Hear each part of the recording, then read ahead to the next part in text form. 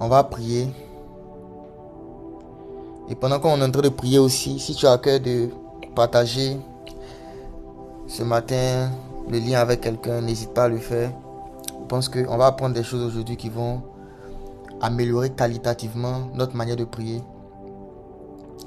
Donc si tu veux aider quelqu'un à mieux prier, tu peux l'aider en lui partageant le lien. Mais on va se préparer, on va se disposer. Parce que la parole de Dieu est spirituelle. Et la Bible dit que l'homme naturel ne peut pas recevoir les choses de l'esprit. Parce que c'est spirituellement qu'on les juge. En d'autres termes, celui qui reste naturel ne peut pas comprendre ce que Dieu dit. Il faut devenir un homme spirituel pour comprendre un esprit qui est en train de parler. C'est pourquoi ce matin, tu vas demander la grâce au Seigneur de pouvoir recevoir sa parole. Dieu peut parler, cela ne veut pas forcément dire qu'on va comprendre. Alors que c'est la compréhension qui produit le fruit, qui produit la transformation, qui produit de nouvelles expériences. Donc tu vas demander au Seigneur de t'accorder une grâce ce matin, de pouvoir comprendre ce qu'il veut te communiquer. Et que cette compréhension produise une nouvelle expérience dans ta vie de prière. Prions le Seigneur. Seigneur, ce matin, nous sommes là. Nous sommes là encore devant toi parce que nous avons tellement besoin de toi. Tu es notre source d'eau vive. Tu es notre pain de vie. Tu es notre oxygène, notre respiration. Tu es notre vie. Alors, il n'y a aucune manière que nous avons de pouvoir exister en dehors de ton influence. De pouvoir vivre en dehors de ton influence. Et ce matin, nous sommes là parce que nous voulons encore grandir dans la compréhension. Nous voulons expérimenter ta sagesse. Nous voulons vivre, Seigneur Jésus-Christ, de nouvelles manières de comprendre la relation que nous avons avec toi, en vue de pouvoir grandir, de pouvoir expérimenter de nouvelles choses avec toi. Ce matin, nous allons parler encore de l'imagination dans la prière. Aide-nous, Seigneur, à capter ce que nous allons comprendre. Aide-nous à recevoir ce que nous allons comprendre. Nous te rendons grâce et nous te célébrons et nous t'adorons et nous te glorifions au nom de Jésus. Merci Seigneur. Amen. Amen, amen. Donc, on continue notre sujet d'hier. La place de l'imagination dans la vie de prière. Ça paraît bizarre, mais ce sera mon sous-thème de ce matin. La place de l'imagination dans la vie de prière. On va lire encore notre passage d'hier, Proverbe 23, le verset 7. Proverbe chapitre 23, le verset 7. Ok. Proverbe 23, le verset 7. Je lis dans la King James française. Mhm, Car il est tel qu'il pense en son cœur. Mange et bois, te dira-t-il, mais mhm. son cœur n'est pas avec toi. La Bible dit car il est tel qu'il pense dans son cœur. Donc hier on a vu que les pensées du cœur, les pensées inconscientes du cœur déterminent le type de personne qu'on est. Et à partir de ça, on a commencé à parler de l'imagination. Parce que ce sont les pensées du cœur qui produisent l'imagination, qui sont des images, des mots que nous recevons dans notre cœur, dans notre âme, sur des choses présentes, passées ou futures, qui déterminent aussi l'ensemble des perceptions qu'on peut avoir du monde qui nous entoure, des personnes qui nous entourent, avec qui on interagit. Et j'avais expliqué que l'imagination était une création de Dieu. C'est Dieu qui a créé l'imagination. C'est Dieu qui nous a permis d'avoir une capacité dans notre âme où on peut explorer des choses qui ne sont pas explorables dans le monde physique, qui est limité par le temps, l'espace et la matière. Et j'avais dit que l'imagination n'est limitée ni par le temps, ni par l'espace, et ni par la matière. Et c'était un moyen que Dieu nous a donné de pouvoir le définir à notre manière. Donc chacun pouvait définir Dieu selon la révélation, selon la connaissance qu'il avait de Dieu, dans son imagination, dans sa perception, sans limite. On pouvait définir le Dieu que nous adorons Et cette perception que nous avons de Dieu, bien sûr, détermine la manière dont on va expérimenter Dieu. La manière dont on va marcher avec Dieu. Et j'avais dit que l'imagination, c'était aussi ce qui nous permettait de voir dans le monde spirituel. On pouvait voir dans le monde spirituel à travers cette capacité, cette faculté qui s'appelle l'imagination.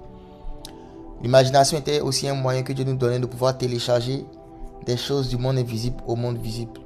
J'ai pris l'exemple de toutes les créations, les inventions que l'homme a créées sont d'abord passées par l'imagination. Et dernière chose, l'imagination était aussi le moyen par lequel on pouvait expérimenter la transformation. Celui qui change ses pensées se change lui-même, parce que tel un homme pense dans son cœur, tel il est. Et j'avais dit que notre imagination devait être contrôlée principalement par la parole de Dieu. Nos pensées dominantes devaient être contrôlées par la parole de Dieu. Et on va voir d'autres passages qui montrent ça. Philippiens 4, le verset 6.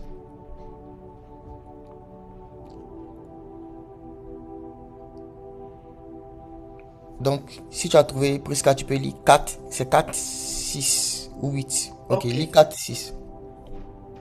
Philippiens 4, le verset 6. Ne vous inquiétez de rien, mais en toute chose, faites connaître vos besoins à Dieu par des prières et des supplications avec des actions de grâce. Amen. Amen. Donc, continue jusqu'au verset 8. Ok. Et la paix de Dieu qui surpasse toute intelligence gardera vos cœurs et vos pensées en Jésus-Christ.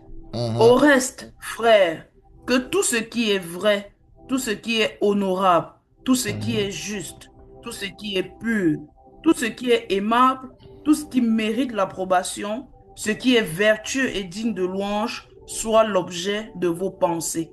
Amen.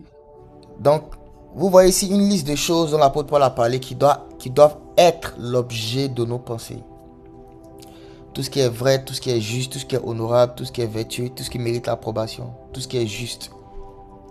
Et si l'apôtre Paul parle de ça dans ce passage, c'est parce que tout ce qu'il a dit auparavant se cristallise ici. Il a parlé de la paix de Dieu qui va garder nos cœurs.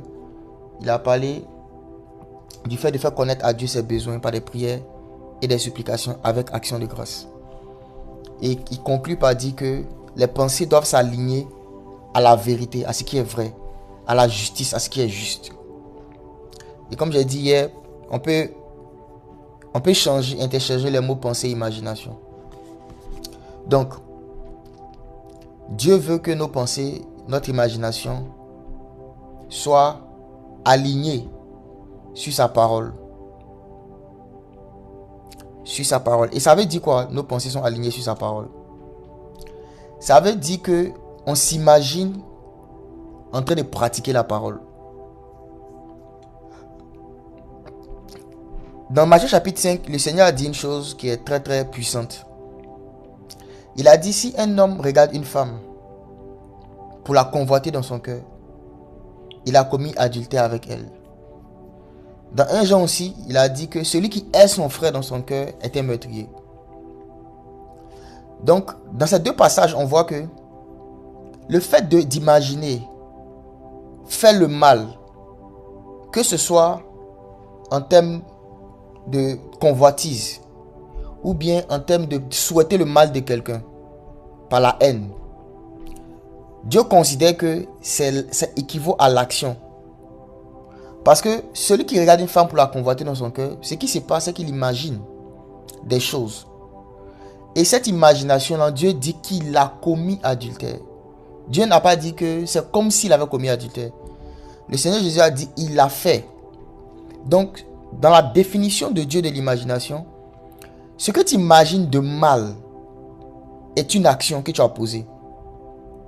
De la même manière, celui qui hait son frère, qui va se traduire dans le fait qu'il va avoir un désir dans son cœur que du mal arrive à la personne. La Bible dit que c'est un meurtrier. C'est quelqu'un qui a commis un meurtre. Pourtant, la personne est vivante, physiquement. Mais Dieu dit que c'est un meurtrier. Donc, Dieu a une définition du meurtre qui n'est pas forcément la définition générale. Dieu a une définition de l'impudicité qui n'est pas forcément la définition générale. Pour Dieu, avant la chose physique, ce qui se passe dans l'imagination vos actions. Est-ce que ce que je viens de dire c'est clair? Ce qui se passe dans l'imagination pour Dieu là, ça vaut l'action. C'est comme si tu avais fait. C'est moi-même qui dis comme si. Sinon le Seigneur Jésus a dit, il a commis adultère. Donc, ça voudrait dire quoi? Que quand on fait le mal dans notre imagination, c'est une chose qu'on a faite. Et si on fait le bien de notre imagination? Essayons maintenant de prendre la chose dans le sens inverse. Si faire le mal dans mon imagination, c'est considérer que je l'ai fait. J'ai fait cette chose. Selon le Seigneur Jésus. Si on croit en lui, on croit en ses enseignements, alors on croit en ce qu'il a dit. Pensez, imaginez la chose. C'est faire. Si la chose est vraie dans le mal et pour le bien, ne pensez-vous pas que imaginez être en train de faire le bien, Dieu aussi va considérer que c'est aussi faire le bien? Est-ce que vous vous êtes déjà imaginé en train de guérir les malades, en train de chasser les démons, en train de prophétiser avant de faire physiquement? Beaucoup de gens ne se sont jamais imaginés eux-mêmes en train d'accomplir la parole de Dieu. Ils ne se sont jamais imaginés en train de faire les choses que Dieu veut qu'ils fassent sur la terre. Ils n'ont jamais visualisé ça dans l'imagination. La preuve que ce que j'ai dit là, c'est très biblique. Dans Genèse chapitre 15, je pense. Quand Dieu voulait donner à Abraham une idée de ce que Abraham devait devenir, il lui a fait vivre deux expériences. Première expérience, il a dit, mon fils Abraham, regarde les sables de la terre. Il dit, regarde, fixe tes yeux dessus. Telle sera ta postérité. Deuxième expérience, il dit à Abraham, regarde les étoiles du ciel. Tu vois les étoiles du ciel, est-ce que tu peux les compter? Abraham dit, non, je ne peux pas les compter. Dieu dit, telle sera ta postérité. Pourquoi est-ce que Dieu, pour révéler à Abraham ce qu'il veut faire pour lui, il lui demande de regarder quelque chose? C'est ce quoi je veux que vous vous attardiez ici, c'est le fait que Dieu a demandé à Abraham de regarder quelque chose qui n'était pas la manifestation physique de ce que Abraham voulait, mais qui était une vision qui représentait, qui symbolisait ce que Dieu voulait faire avec Abraham. Donc il lui dit, regarde les étoiles du ciel. En d'autres termes, Dieu voulait que Abraham visualise, voit ce qu'Abraham devait devenir, le père de toutes ces étoiles. Telle sera ta postérité. Abraham devait regarder là où la promesse de Dieu se trouvait, dans les étoiles du ciel. Et hier, j'avais expliqué que l'imagination est un moyen de voir. De la même manière que je peux voir avec mes yeux physiques, je peux aussi voir avec mon imagination. De la même manière que je peux faire physiquement, je peux aussi faire avec mon imagination. Donc tout à l'heure, j'ai expliqué le principe de faire. On peut faire la parole de Dieu, c'est-à-dire des choses qu'on sait que Dieu nous appelle à faire là, qu'on ne fait pas encore physiquement. On peut déjà les faire dans le monde invisible par notre imagination. Donc on peut s'entraîner à faire des choses physiquement en les faisant dans l'imagination. Si tu es ici, que tu veux évangéliser et que tu as peur d'évangéliser, je vois ici dans une vision quelqu'un qui aime évangéliser. Tu as essayé plusieurs fois et ça n'a pas trop marché. Donc actuellement, il y a comme une peur, un doute que tu as. Tu as envie d'aller faire, mais tu as peur d'aller faire. Tu te demandes, est-ce que tu es prêt et tout ça. Il y a comme une peur qui est entrée dans ton cœur.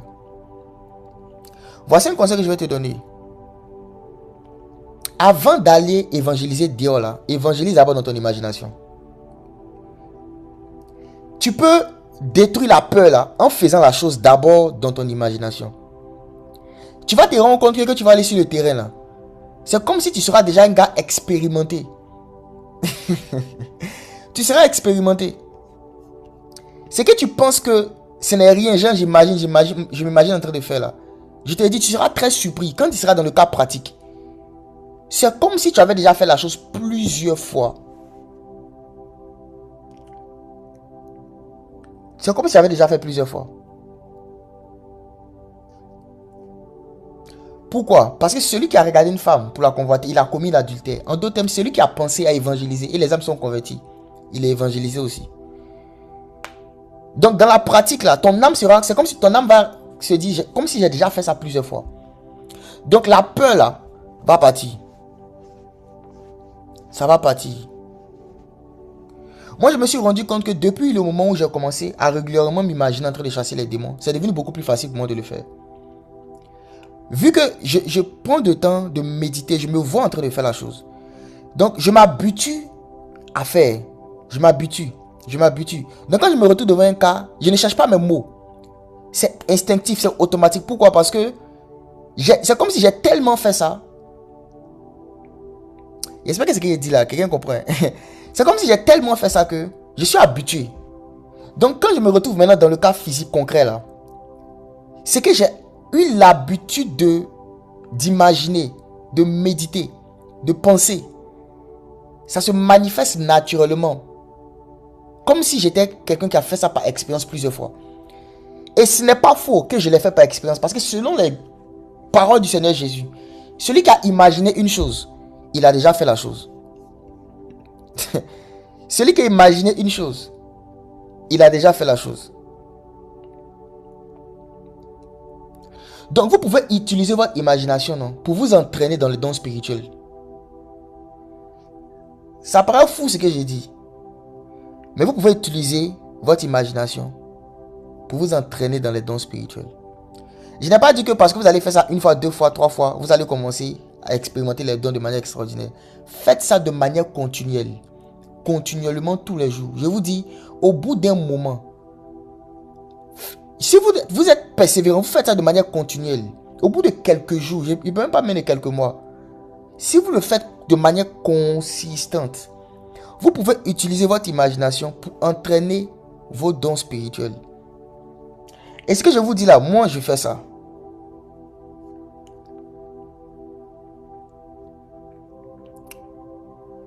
Non seulement je le fais, mais encore j'ai vu d'autres personnes qui excellent dans les dons spirituels dire aussi qu'ils ont fait la même chose. En cherchant à comprendre comment le monde spirituel fonctionne, je suis tombé sur des personnes que Dieu utilise de manière extraordinaire. L'un d'entre eux, le Padre a parlé de lui-même à sa prédication tout à l'heure, le prophète Emmanuel Makandiwa. C'est lui, dans l'un de ses enseignements, où il expliquait ce principe-là, qu'à chaque fois qu'il finit de faire un service de miracle, quand il rentre chez lui, il imagine encore la scène plusieurs fois. La même chose là, il va révisionner ça dans son esprit plusieurs fois avant de dormir. Et c'est-à-dire l'expérience qu'il aurait gagnée en 5 ans d'exercice de ministère, en un an, il va gagner ça. Parce que chaque jour là, il se réimagine en train de faire la même chose. Donc les mêmes démons qu'il a chassés pendant la journée là, il va encore les chasser dans son imagination. C'est là qu'il a compris que ce que j'avais reçu, ce que j'avais compris là, c'était pas une invention. Il y a des gens qui font ça. Donc, ceux qui s'intéressent, voici un élément que je viens de donner. Le Seigneur Jésus a dit, celui qui regarde une femme pour la convoiter dans son cœur, il a commis adultère avec elle. C'est le même principe, hein. C'est le même principe. Est-ce que tu t'es déjà vu en train de chasser les démons? Tu t'es déjà vu en train de guérir les malades? Continue de le faire. Maintiens ton imagination sur ça pendant longtemps. Tu vas voir qu'au fur et à mesure, il y a une aisance, il y a une facilité que tu vas avoir à faire ces choses. Je continue. J'ai dit aussi que l'imagination, ça permet de faire, ça permet aussi de voir la parole de Dieu. De se voir en train de pratiquer la parole. Dans les exemples que je donne, en fait, c'est quoi? C'est nous-mêmes qu'on se voit en train de pratiquer la parole. Et regardez quelque chose dans Jérémie 31, verset 33. Jérémie 31, verset 33.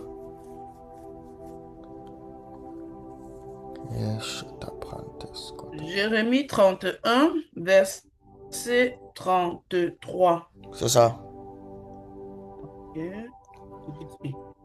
Mais voici l'alliance que je ferai avec la maison d'Israël après ces jours-là, dit l'Éternel.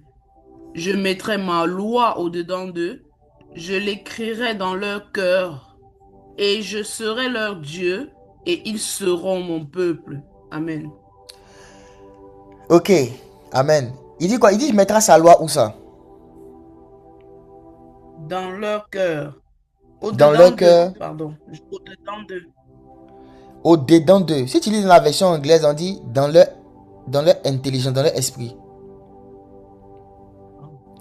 Il dit je mettrai ma loi dans leur intelligence, dans leur esprit. On peut même parler même du cœur même. Dans ce contexte-là, c'est à peu près la même chose. Quand Dieu dit que je mettrai ma loi dans leur esprit, il est en train de dire aussi je vais mettre ma loi dans leur imagination. Parce que l'imagination, c'est aussi dans le cœur, dans la pensée. Donc Dieu dit je vais mettre ma loi dedans. En d'autres termes, vous allez imaginer ma loi, vous allez imaginer ma parole. Dieu ne veut pas simplement que la parole soit dans notre bouche. Il dit cette parole-là doit être dans ta bouche et dans ton cœur. Si tu confesses de ta bouche et que tu crois dans ton cœur. Donc Dieu veut la parole dans ta bouche et dans ton cœur. Voilà pourquoi la parole ne doit pas s'éloigner de ta bouche et tu dois la méditer jour et nuit. Parce que Dieu veut la parole dans ta bouche et de ton cœur. Il dit ces paroles que je te donne aujourd'hui seront dans ton cœur. Dans le livre de Deutéronome. Dans ton cœur. Et l'une des manières d'avoir des choses dans ton cœur, c'est d'imaginer. Ou encore l'une des preuves que quelque chose dans ton cœur, c'est que tu imagines la chose. Vous allez vous rendre compte qu'on ne fait pas une journée sans avoir beaucoup d'imagination dans la tête. On a des imaginations à tout moment. Ce sont des pensées qui sortent du cœur. Il y en a qui sont exprimées en parlant, il y en a qui ne sont pas exprimées. Mais Dieu veut que ton imagination là, soit conforme à sa parole, à sa loi. Et qu'est-ce que ça veut dire que ton imagination est conforme à sa loi? 1. C'est ton imagination de Dieu lui-même d'abord. On va maintenant rentrer plus en détail dans la prière. L'une des choses qui a changé ma vie de prière depuis, en tout cas un moment, c'est j'ai changé mon imagination de Dieu. Vous savez, pendant des années, il y avait cette mauvaise impression de Dieu, c'est-à-dire Dieu, quand tu fais quelque chose, il est fâché contre toi, tu ne sais pas vraiment si vraiment il va t'écouter si tu pries. Ce doute qui était là constamment, où tu ne sais pas vraiment si Dieu t'écoute, mais quand tu es en train de parler, s'il prête attention à tes prières, cette mauvaise imagination-là, beaucoup d'entre vous, vous avez ça encore.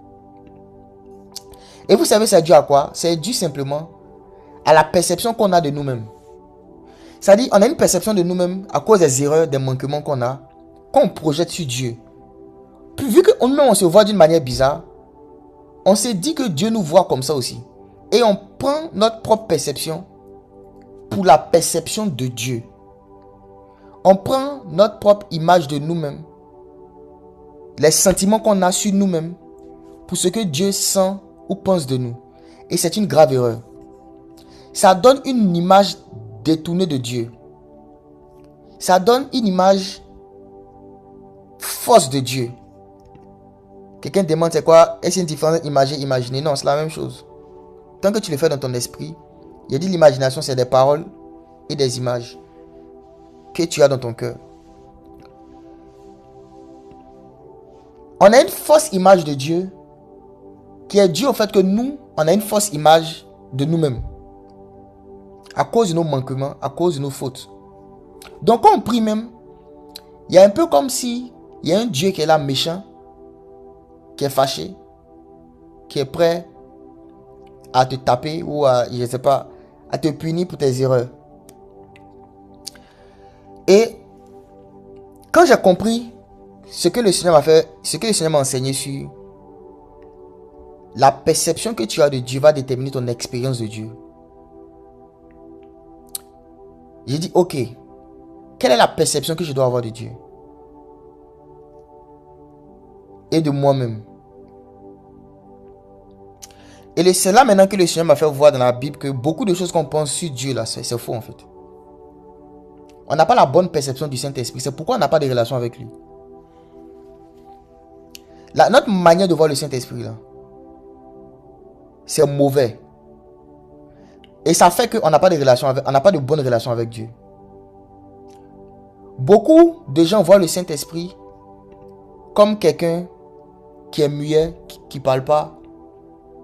Beaucoup de gens voient le Saint-Esprit comme quelqu'un qui se fâche à chaque fois.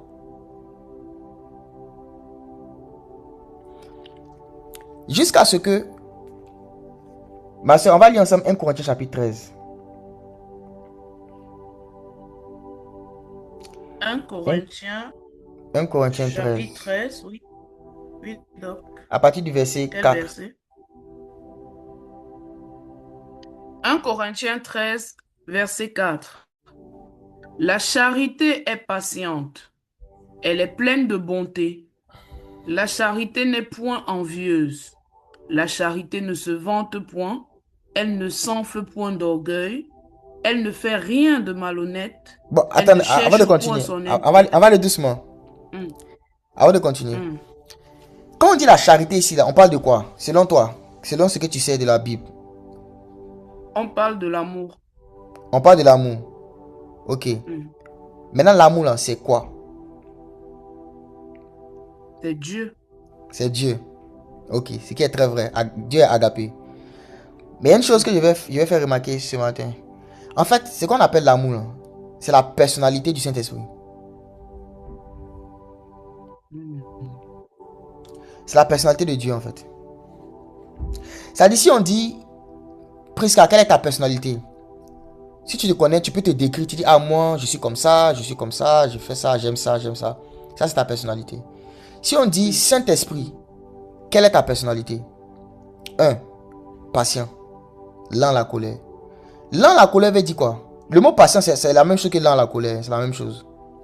Lent la colère, riche en bonté, patient. Quelqu'un qui est patient, c'est quelqu'un qui ne s'énerve pas vite. C'est quelqu'un à qui tu dois faire beaucoup d'offenses avant qu'il va s'énerver ou bien avant qu'il va s'attrister. Et en fait, comprendre que agapé là, c'est la personnalité du Saint-Esprit. Ça va changer ta perspective.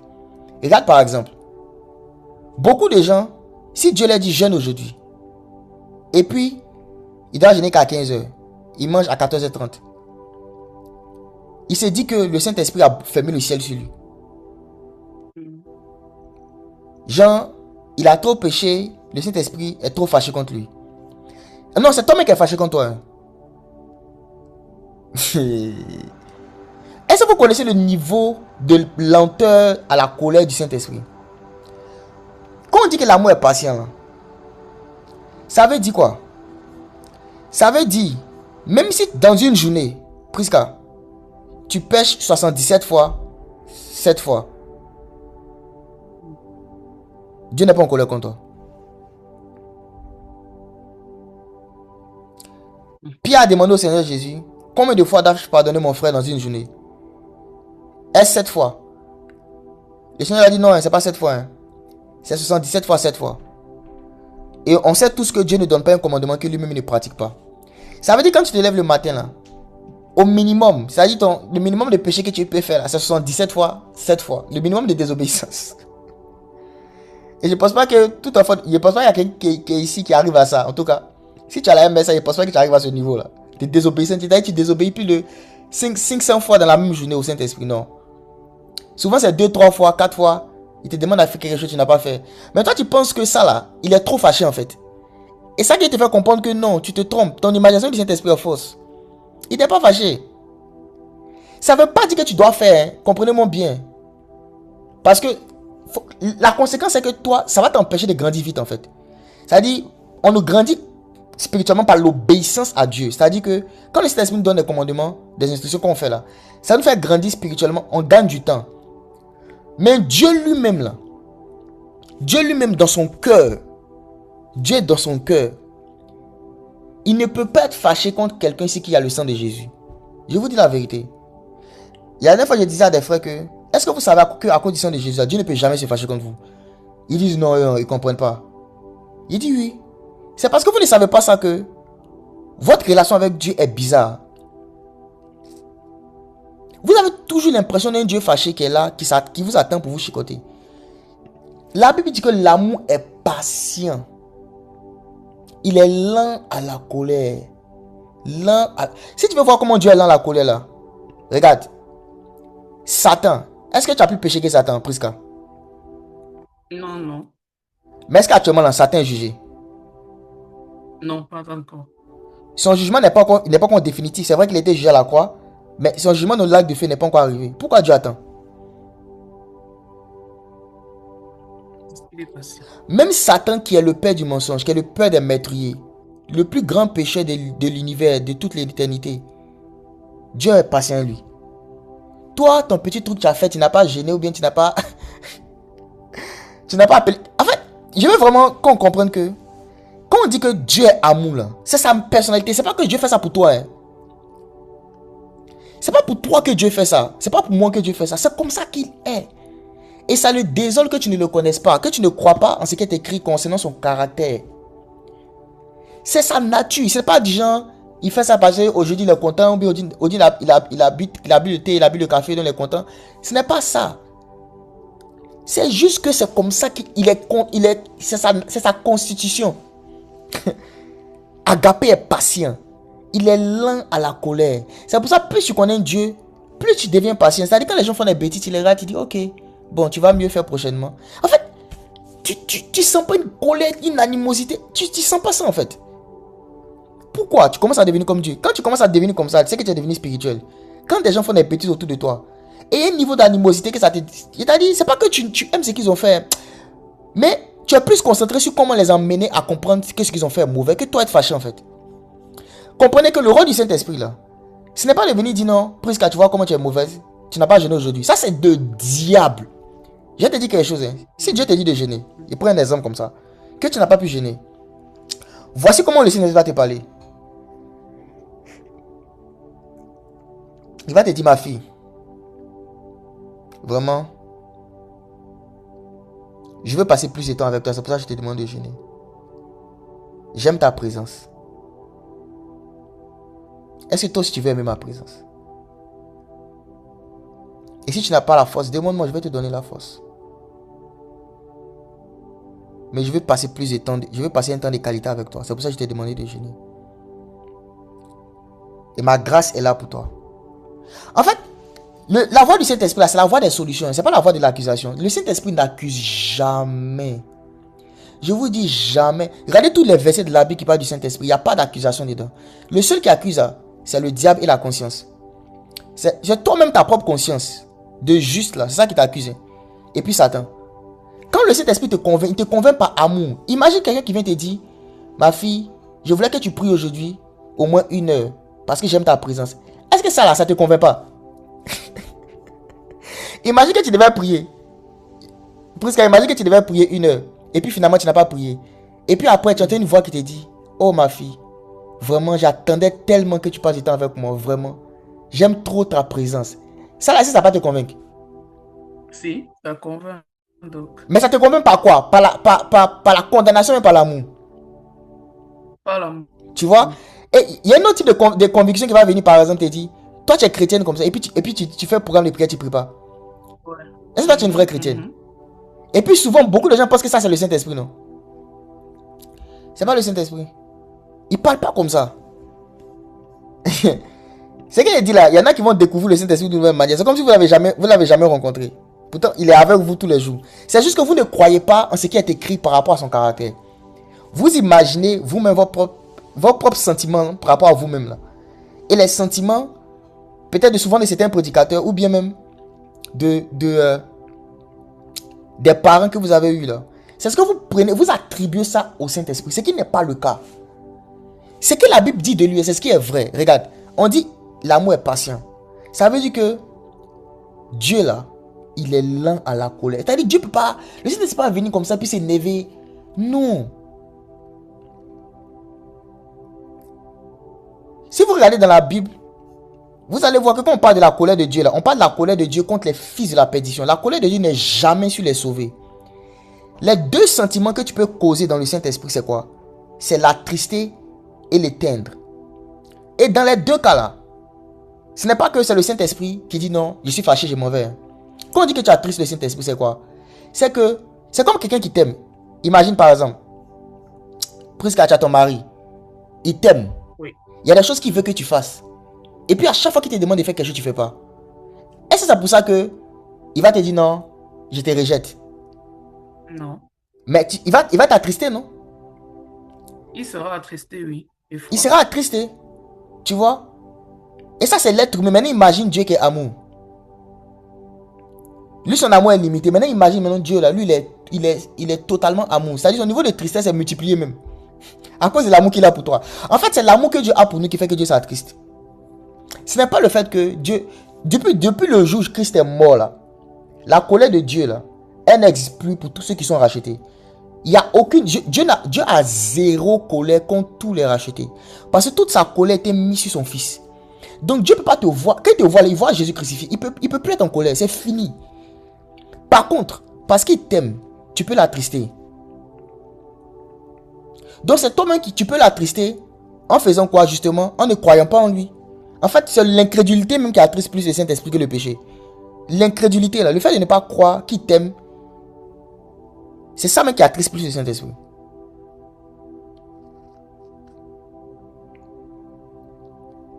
À la fin de la journée là, toute cette affaire de salut là, c'est quoi? C'est l'amour de Dieu.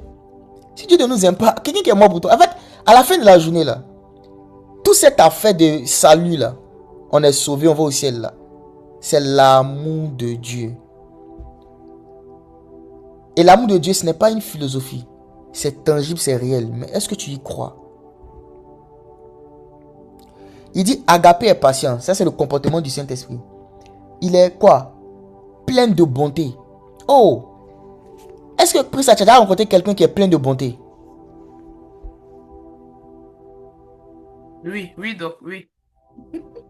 Le Padre Jacques. Les gens qui sont, il t'a dit des gens qui sont tellement bons. Il t'a dit, ils sont bons en fait. Il ne sait pas comment décrire ça. Comment on peut décrire la bonté. Maintenant, ceux-là, ce n'est pas le Saint-Esprit. Hein, c'est juste une image, une représentation. Imagine quelqu'un qui est bon, qui habite à l'intérieur de toi. Quelqu'un qui est patient, qui habite à l'intérieur de toi. Et il reste une résistance. C'est pour ça qu'il y a pour le marteau. Actuellement, ici, il y a le marteau. Ils ont cassé les briques des forteresses là. Actuellement, dans ma main, là, c'est le marteau de la parole de Dieu. Ils s'étaient cassé les briques. Et puis, prendre le feu aussi pour brûler les voiles. Au fur et à mesure que je parle là, il y a des choses qui vont se casser. Il y en a qui vont se rendre compte que, quand on va finir sur cette prédication, il y a des choses qui vont commencer à se casser dans leur mentalité. Ça va se casser. Parce que c'est la vérité qui rend libre. Vous connaissez la vérité vous rendra libre. Plein de bonté. On dit l'amour est plein de bonté. C'est le comportement du Saint-Esprit. Elle n'est point envieuse. Ne se vante point. Ne sent point d'orgueil. Imaginez quelqu'un qui est comme ça. Imaginez dans votre esprit quelqu'un qui est patient, plein de bonté, qui n'en vit pas, qui ne sent pas d'orgueil. Imaginez, il vous demande de le faire maintenant. Tout le monde. Essayez d'imaginer quelqu'un qui a cette personnalité-là. Et puis qui habite en vous. Comment est-ce qu'il va vous parler? Parce que tant que tu n'as pas la bonne imagination, tu ne pourras même pas savoir si c'est lui qui te parle, ou bien c'est ta conscience qui t'accuse, ou bien c'est les démons, ou bien c'est Satan. Le Saint-Esprit parle en fonction de sa personnalité. Il faut d'abord l'imaginer comme il est. Comme il est. Et par la grâce de Dieu, on a déjà vu des gens qui sont patients, des gens qui sont pleins de bonté, des gens qui sont pas envieux. Et ces personnes nous donnent une idée de ce à quoi ressemble la personnalité du Saint-Esprit. Verset 5. Elle ne fait rien de malhonnête. Le Saint-Esprit n'est pas malhonnête. Il y en a qui pensent que Dieu est malhonnête. C'est-à-dire quand Dieu dit sa parole là, Jésus dit que vous imposerez les mains aux malades, les malades seront guéris. Ils disent non, ça c'est pas... Il y a quelque chose de caché derrière. Il n'a pas dit toute la vérité. Donc vous dites que Jésus-Christ est malhonnête. En fait, c'est le fait de ne pas savoir que Dieu n'est pas malhonnête là. Ça va vous pousser à dire que... Moi j'ai pensé ça avant. Quand il lisait c'était un passage de la Bible, il dit non, le Seigneur Jésus ne nous a pas dit toute la vérité. Comment ça, tu crois sur lui puis c'est bon? Comment ça, tu crois sur lui puis c'est bon? Ce n'est pas vrai. En fait, le fait de dire ça là, j'ai en train de dire qu'il est malhonnête. Il t'a caché quelque chose. Il t'a pas dit comme les choses sont. Ce n'est pas vrai. On dit, elle ne fait rien de malhonnête. Elle ne cherche point son intérêt. Ça veut dire que tout ce que le Saint-Esprit va te demander de faire là, ce n'est jamais dans son intérêt. C'est pour toi-même. Est-ce que vous pouvez imaginer ça? Essayez d'imaginer. C'est comme ça qu'il est. Je vais vraiment... Essayez d'imaginer. À partir d'aujourd'hui, là, changez votre imagination du Saint-Esprit. Tout à l'heure, je l'ai dit. L'imagination doit être fondée sur la parole. Si vous avez une manière de voir Dieu, là, il faut qu'il soit fondé sur ce qui est écrit.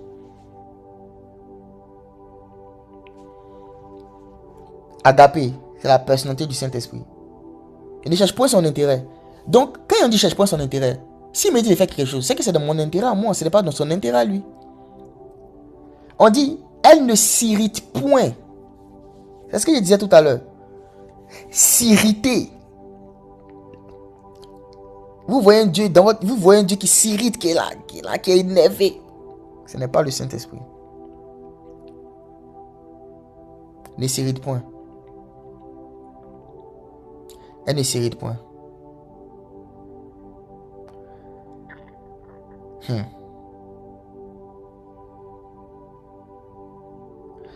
Ce qui est bien avec Dieu, c'est que Dieu, en fait, Dieu s'est arrangé à ce que différentes manifestations de lui prennent différentes parties. Vous allez voir que j'insiste beaucoup sur Saint-Esprit, Saint-Esprit. Parce que on peut trouver de la colère en Dieu. Oui, Dieu se met en colère. On voit ça dans la Bible. Mais c'est quelle partie de Dieu? C'est quel aspect de Dieu? Ce n'est pas le Saint-Esprit.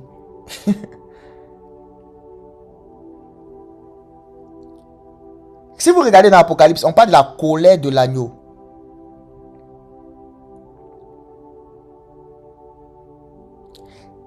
Et la colère de l'agneau, ce n'est pas envers les rachetés, c'est envers ceux qui sont impies, les impies, ceux qui n'ont pas été lavés par le sang. Donc toi qui étais lavé par le sang de Jésus, là, tu étais délivré de la colère de Dieu. Je vous demande, mes frères et mes soeurs, imaginez le Saint-Esprit comme c'est écrit ici là. Moi en tout cas, depuis que j'ai compris ça, je n'imagine pas un autre Saint-Esprit qui est différent du comportement qui est décrit dans 1 Corinthiens 13. Je n'imagine pas un autre Saint-Esprit. Ça fait qu'il y a un niveau de paix. Même quand souvent je fais des petits, je dis, hey, Seigneur Saint-Esprit, vraiment, il te demande pardon. En fait, je sais qu'il ne m'en veut pas. Mais moi-même, je le dis parce que, voilà, moi-même, j'ai besoin aussi, ma conscience aussi m'accuse. Donc, c'est à cause de ma conscience que je le fais. Mais je sais que lui, non, il n'accuse jamais. Il n'accuse pas. Il n'accuse pas. La dernière fois, il était parlé avec Tonton Folie, il disait que le Saint-Esprit n'accuse tellement pas que même tes ennemis, des gens qui font le mal, hein, il ne veut pas que tu viennes parler de leur mal. Tu viens lui parler du mal qu'ils font.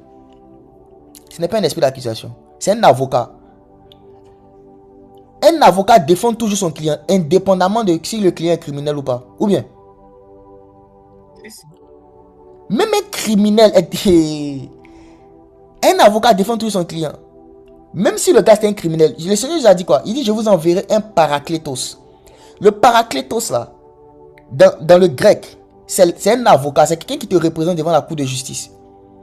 Est-ce que ton avocat peut aller devant le juge et puis il dit vraiment, juge, mon client là, il est méchant, c'est un faux, mettez-le en prison, donnez-lui 5 ans, il a commis trop de crimes. Quel avocat fait ça? Même quand tu dis à ton avocat, cette affaire là, il est coupable, hein, il est coupable, l'avocat va dire, ok, d'accord, comment on va faire pour arranger ça, pour ne pas qu'on te juge trop? En fait, l'avocat, il veut toujours te défendre. Comprenez que c'est ça le Saint-Esprit. Il est le parakletos. Ce qui vous accuse là, c'est Satan et votre conscience. Hein.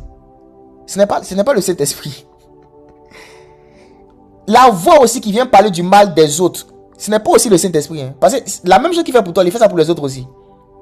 Donc il y en a qui sont là. Le Saint-Esprit m'a dit que lui là, c'est mon ennemi. Le Saint-Esprit m'a dit là que lui là, il est méchant. Moi, quand quelqu'un dit ça là, il me méfie de ton Saint-Esprit. Il te dit la vérité. Parce que moi, le Saint-Esprit que je connais là, il ne fait pas ça. Si le Saint-Esprit doit me dire que quelqu'un est mauvais, il va me dire, ah mon fils, tu vois telle personne là. Voici ce qu'elle fait. Comme ça. Je veux que tu pries comme ça. Ou je veux que tu te comportes comme ça envers elle. Mais c'est-à-dire, il va me donner une instruction qui confirme l'amour. Mais pas la suspicion, pas la haine, pas le rejet. Donc les gens viennent, non, le Saint-Esprit m'a dit que lui il est là comme ça, qu'il doit me séparer, Ok, il y a des moments où tu dois te séparer de certaines personnes, ce qui est très vrai.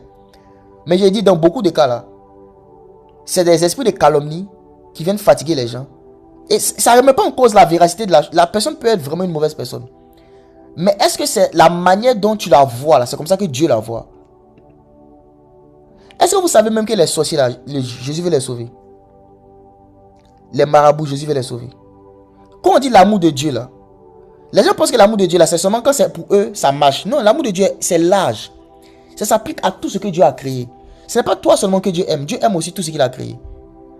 Donc ne pense pas que, comme toi, tu es enfant de Dieu, et que peut-être les gens ne sont pas convertis, Dieu ne les aime plus. Ce n'est pas vrai.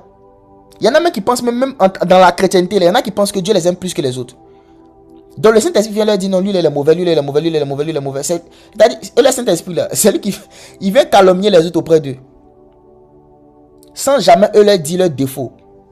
Sans jamais eux leur dire les choses qui doivent changer. Ça, c'est pas le Saint-Esprit de la Bible. Le Saint-Esprit de la Bible va plus te parler de toi-même et de Jésus-Christ. Il va venir te calomnier auprès des gens. Ne te calomnie pas. Moi, en tout cas, je vous dis la vérité. Moi, je crois un Saint-Esprit qui est conforme à ce qui est écrit. On dit il ne s'irrite point. Il ne soupçonne point le mal. Elle ne se réjouit point de l'injustice, mais se réjouit de la vérité. Maintenant, je vais aller loin maintenant. Là où c'est grave, au verset 7. Presque lit le verset 7, pardon. Là où ça devient grave. Alors, on est dans 1 Corinthiens Corinthiens 13, 13, le verset verset 7. 7. Elle excuse tout. Elle croit tout. Elle espère tout. Elle supporte tout. Ça même, c'est plus grave que tout ce que j'ai déjà dit. Hein. Elle excuse tout. Elle croit tout. Elle espère tout. Elle supporte tout. Est-ce que tu crois en ça? Si tu ne crois pas, dis Saint-Esprit, aide-moi à croire. Aide-moi à croire. Tu vois que la parole... En fait, la chose là, c'est quoi? La parole de Dieu, c'est difficile. Parce que c'est tellement invraisemblable que il faut l'aide de Dieu pour comprendre et pour croire en ça. On n'est pas habitué à ça. On est habitué à ce qu'on nous réprimande, on crie sur nous, on parle sur nous, on nous insulte. Donc quand on nous montre quelqu'un qui est différent là, on se dit non, il y a un piège. Il y en a même qui m'écoutent, vous pensez que ce qui s'est dit là, il y a un piège dedans. C'est-à-dire, vous comprenez, hein, vous voyez que c'est écrit, mais vous dites non, il y a un piège quelque part. Ça peut pas être ça.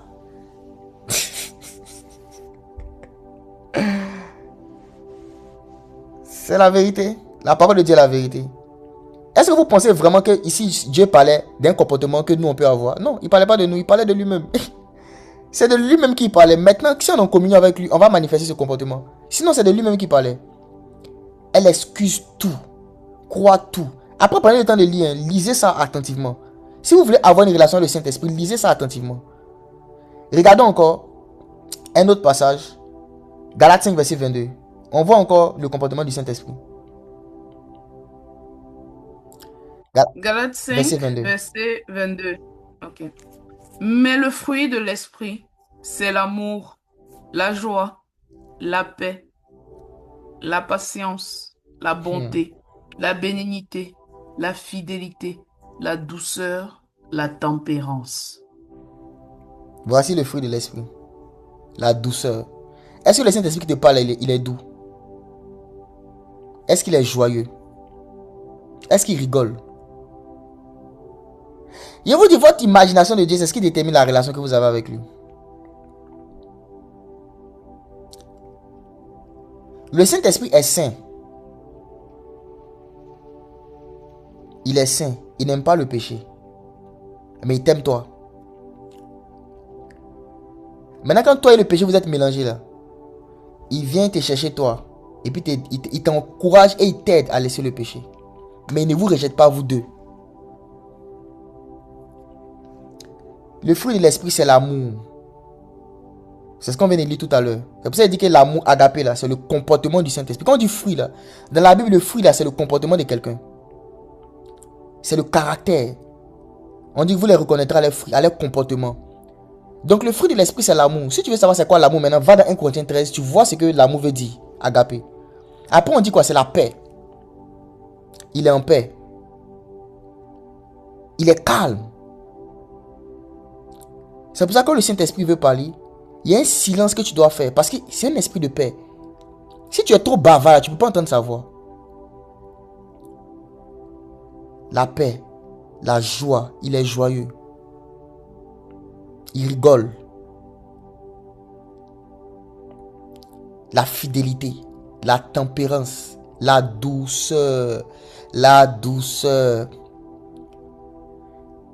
Et vous allez voir que quand Élie, bon, j'ai pas le temps, sinon j'allais expliquer un truc sur Élie là. Mais pour faire rapide, quand Élie était à la cave, il dit qu'il a vu le feu qui est passé, il a vu les rochers qui ont été brisés, il a vu le vent, il n'y avait pas Dieu dedans. Et puis après, il a entendu un quoi? Un murmure doux et léger. et léger. Le Saint-Esprit. Un murmure doux et léger. La douceur. Voici le comportement du Saint-Esprit. Pourquoi est-ce que j'explique ça? À partir d'aujourd'hui, quand tu pries là, ton imagination de Dieu doit être conforme à ce qui est écrit ici. Ne laisse pas une autre imagination être différente de ça. C'est ça qui te donne la foi.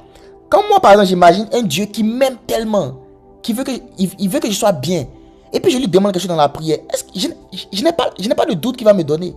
Je n'ai pas peur en fait. Parce que je l'imagine comme ça. Je l'imagine comme quelqu'un qui veut me donner des choses. Quelqu'un qui veut que j'ai accès aux bonnes choses. C'est comme ça que j'imagine Dieu. Donc je n'ai pas peur quand je demande. Quand je pose des questions, je n'ai pas peur. À cause de cette imagination. Je vous demande vraiment de faire ça. Et c'est cette imagination maintenant qui va déterminer la qualité de votre prière. Quand vous allez prier, là, vous allez vous rendre compte que voir Dieu de la bonne manière, là, ça va améliorer grandement votre prière. Votre vie de prière. Dieu n'est pas loin de vous. Dieu n'est pas haïssant. Il n'est pas fâché. Il n'est pas fâché contre vous. Je prie aujourd'hui que ce marteau de la parole que je viens de déposer brise les forteresses dans votre esprit au nom de Jésus. Que les forteresses qui vous avez empêché de voir Dieu de la bonne manière soient brisées au nom puissant de Jésus. Que cette parole vienne toucher votre cœur et qu'une nouvelle expérience de Dieu naisse à partir d'aujourd'hui. Que vous voyez Dieu à partir d'aujourd'hui comme un papa aimant. Un papa qui vous aime. Tout à l'heure, on était avec des frères, on était échangé toute la parole. Il y a une sœur qui a dit qu'elle a une question. Elle veut craindre Dieu et tout ça, mais elle veut savoir pourquoi même elle doit craindre Dieu. C'est-à-dire, elle veut comprendre pourquoi est-ce qu'on doit craindre Dieu. Et qu'elle prie, elle veut avoir la réponse. Et j'ai demandé au Seigneur, qu'est-ce que je peux lui dire qui va l'encourager? Le Seigneur m'a inspiré une chose. Je lui ai dit, ok, si un jour tu as des enfants, comment tu veux qu'ils se comportent avec toi? Elle a commencé à réfléchir, bonne question. Je veux que genre, voilà, ils me respectent, je veux que ils partagent mes joies, je veux qu'ils croient que je les aime. Il a dit, ok, il dit maintenant imagine que tes enfants, il y a un de tes enfants par exemple qui veut manger du chocolat tous les jours. Et tu sais que s'il fait ça là, non seulement ça va avoir des problèmes sur sa dentition, mais il peut développer après des maladies comme le cancer, le diabète et tout. S'il fait ça, il fait ça de manière excessive. Maintenant tu lui dis non qu'il ne fasse pas ça. Et il refuse de t'écouter parce qu'il ne te fait pas confiance. Comment tu vas te sentir? Elle dit non, il est mal me sentir. Il dit voilà, il dit c'est ça la crainte de Dieu là. Tu dois craindre Dieu parce que Dieu est ton papa et qu'il veut ton bien. Il n'y a rien que tu vas te demander pour lui-même. Dieu n'a pas besoin de nous. Il est Dieu sans nous. Il est Dieu avec. En fait, non, Dieu, il n'y a rien que nous on donne à Dieu qui fait quelque chose. Mais comme c'est un père qui aime son enfant, le même sentiment que toi tu auras si tu as un enfant qui est rebelle, un enfant qui ne te respecte pas, un enfant qui ne croit pas à ce que tu dis, un enfant qui ne considère même pas tout l'amour et l'affection que tu lui démontres, la douleur que tu vas ressentir là, c'est la même douleur que Dieu ressent quand il a quelqu'un qui ne le craint pas. Elle dit, il dit voilà. Il dit pour comprendre Dieu, il faut te mettre à sa place. Donc quand on parle de la crainte de Dieu là, nous tous aussi là, on veut que nos enfants aussi aient le même sentiment envers nous. Justement parce qu'on les aime.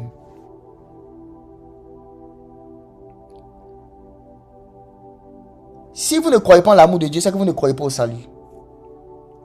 Quelqu'un ne peut pas venir mourir pour toi s'il n'y a pas un niveau d'amour qu'il a pour toi. Si tout ce qu'il a dit là, c'est difficile à comprendre. Là. Réfléchissez une seconde. Asseyez-vous et réfléchissez. Pourquoi Dieu va venir mourir pour moi-même en fait? Pourquoi Jésus-Christ va souffrir comme ça? C'est quoi la finalité? Pourquoi il veut que je sois avec lui pour l'éternité? Est-ce que quelqu'un qui t'aime pas veut que tu sois dans sa présence? Je vous dis mes frères, changez votre mentalité. Changez votre perception de Dieu. Changez. Laissez la parole de Dieu vous convaincre. Que votre imagination soit conforme à ce qui est écrit. Est-ce a dit maintenant qu'il faut qu'on vive dans le péché? Non. Paul a dit non. Là où la grâce abonde. Vous savez que, en fait, j'ai compris que plus quelqu'un concerne l'amour de Dieu, moins il a envie de pécher. En fait, le fait de vouloir pécher même là, c'est juste quelqu'un qui n'a pas compris l'amour de Dieu. En fait, quand tu as reçu l'amour de Dieu, et tu vois comment le Saint-Esprit t'aime là, même faire quelque chose qui va l'attrister là, tu ne veux pas en fait. Tu n'as pas envie. Tu n'as pas envie de faire. Tu n'as pas envie de faire. Il t'a dit, je ne sais pas si vous rendez compte souvent quand on est en train d'adorer Dieu, et puis une telle intensité de la présence de Dieu, de l'amour de Dieu, tu peux me te dire, Seigneur, je ne vais jamais pécher dans ma vie. Toi-même, tu peux dire ça, tellement que tu sens l'amour de Dieu dans ton cœur. Tu peux dire à Dieu, Seigneur, je ne vais jamais pécher dans ma vie. Il ne va jamais te désobéir. Parce que quoi? L'amour de Dieu convainc plus que le jugement de Dieu. Israël, là, Dieu leur a dit quoi? Si vous pratiquez mes commandements, voici les récompenses. Si vous ne les pratiquez pas, voici les jugements. Malgré ça, ils ont raidi leurs coups, ils ont désobéi. Ça veut dire que le jugement de Dieu, là, ça ne convainc personne. À quel moment les hommes ont commencé à obéir à Dieu? Lorsque Dieu prouve son amour. En ce que lorsque Dieu est encore des pécheurs, Christ est mort pour nous. L'obéissance est venue parce que Dieu a démontré l'amour. Donc Dieu sait que ce qui marche là, pour convaincre quelqu'un à ne pas vivre dans le péché là, c'est qu'il lui démontre un grand amour. Ce n'est pas d'abord qu'il le juge. Donc quand vous péchez là, c'est là même que Dieu veut vous démontrer l'amour en fait. Il dit quoi? Quand un homme a 99 brebis, qu'une s'égare là, qu'est-ce qu'il fait? Il a 100 brebis pardon. Il laisse la 99, il va chercher la brebis égarée. Et la Bible dit qu'il met cette brebis égarée là sur ses épaules. Les 99 là ne vont même pas sur les épaules. Hein. C'est la brebis égarée qui va sur l'épaule. Une fois demandé au Seigneur, ah Seigneur, donc les 99 qui sont restés fidèles là, ils ne vont pas sur l'épaule. Hein. C'est la brebis égarée là qui va sur l'épaule. Ça c'est un peu injuste quand même. Les gens qui sont là qui font les bonnes choses là, on ne les met pas sur l'épaule. C'est les faux là que toi tu mets sur l'épaule. Comment se fait-il? Et le Seigneur m'a donné une réponse. Il m'a dit simplement que la brebis qui s'est égarée là, c'est parce qu'elle ne connaissait pas mon amour. Donc il faut que je lui montre plus d'amour pour ne pas qu'elle s'égare. Mais les celles qui ne se sont pas égarées là, elles avaient déjà une révélation de mon amour. Donc je n'ai pas besoin d'ajouter. Elles connaissent déjà mon amour. Mais celle qui s'est égarée là, elle ne sait pas en fait que je l'aime à un certain niveau. Donc pour lui prouver que je l'aime beaucoup, et pour ne pas qu'elle s'égare encore, j'augmente l'amour. Donc je la mets sur mon épaule justement, pour lui dire, prochainement ne fais pas ça. Je vous dis que c'est comme ça que Dieu est. Si vous lisez la Bible, moi en tout cas je ne sais pas pour vous. Si vous lisez le Nouveau Testament, at least, c'est ce Dieu là que vous allez trouver dedans. C'est ce Dieu là que vous allez voir. Est-ce à dire que souvent Dieu ne va pas nous châtier, ne peut pas nous châtier, ne peut pas nous corriger? Même quand il le fait, c'est comme un parent qui châtie son enfant. Tu ne le corriges pas parce que tu es en colère, mais parce que tu veux qu'il comprenne quelque chose et qu'il change. Mais vraiment, mettez-nous dans la peau des parents. Nous qui sommes parents, mettez-nous dans la peau des parents. Imagine que ton enfant fait quelque chose. Tu as tout fait pour lui parler, il ne comprend pas.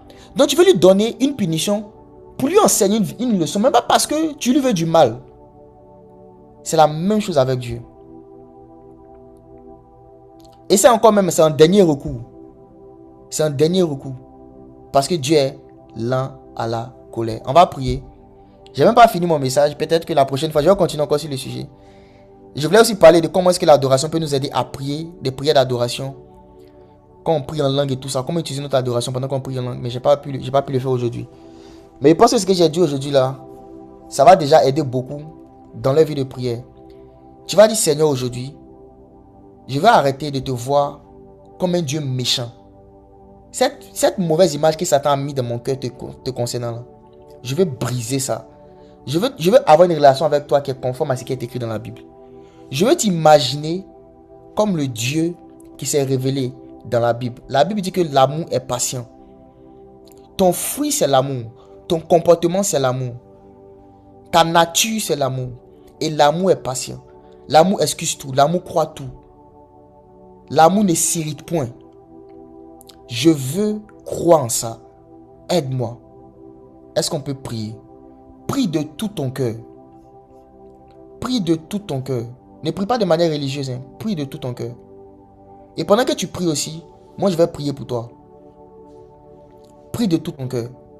Dis au Seigneur de t'aider. Seigneur, ce matin, merci pour ce que nous avons entendu. Merci parce que tu nous donnes aujourd'hui de rentrer dans une nouvelle expérience de notre relation avec toi. Seigneur, je veux prier pour toutes mes soeurs, pour tous mes frères connectés ce matin. Tous ceux-là qui ont été séduits par Satan, qui ont été victimes des mensonges de l'ennemi, suite à nature. Je prie au nom de Jésus qu'un marteau vienne du ciel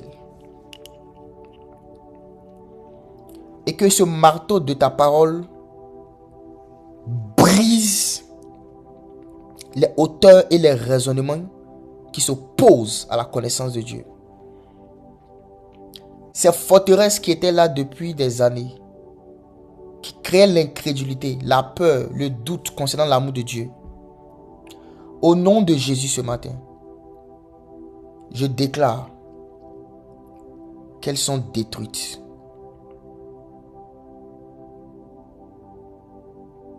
Je déclare qu'elles sont détruites. Je prie pour toi ce matin. Entre dans une nouvelle révélation de l'amour de Dieu pour toi. Dans une nouvelle dimension de prière et d'adoration. Reçois une nouvelle dimension de prière et d'adoration. Au nom puissant de Jésus-Christ. Tu es béni au nom de Jésus. Amen. Amen.